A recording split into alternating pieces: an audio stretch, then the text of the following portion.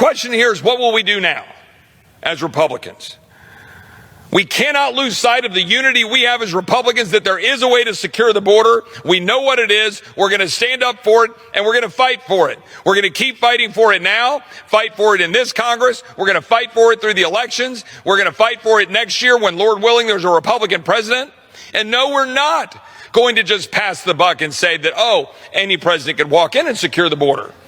I saw former President Trump make that allegation earlier today on one of his social media posts. All the president has to do is declare the border is closed, and it's closed. Well, with all due respect, that didn't happen in 2017, 18, 19, and 20. There were millions of people who came into the United States during those 4 years. I understand some Republicans are saying, we don't need any changes to law. Then why did we write H.R. 2? Why did we do that? Why didn't Trump just shut down the border? If you just think we don't need any changes to law, he couldn't. He had to make a deal with Mexico, and he did a great job doing that. But he had to rely on literally international agreements to get it under control. We do need changes to law. You got to change those loopholes in asylum. You got to raise the bar for asylum. You've got to make it very clear that there's no paroling. You need to institute remain in Mexico as an authority in law. These are really simple fixes that need to be done.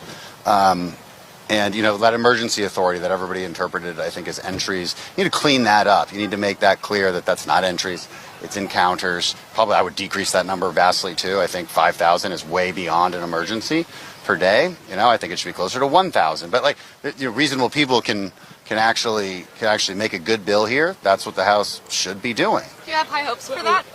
No. Why not? But I'm still going to try. I'm still going to try.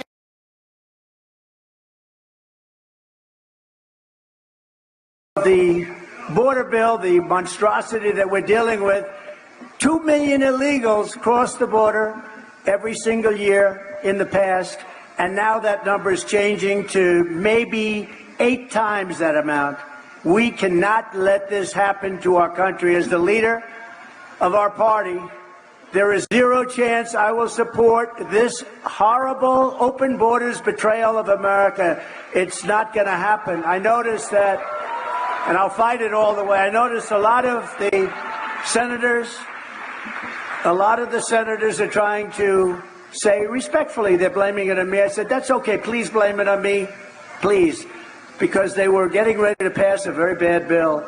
And I'll tell you what, a bad bill is, I'd rather have no bill than a bad bill. A bad bill you can't have, and that's what was happening. In the House, as you know, the Speaker, who's, by the way, I think he's going to prove to be a very good Speaker. It's tough when you have a very small majority.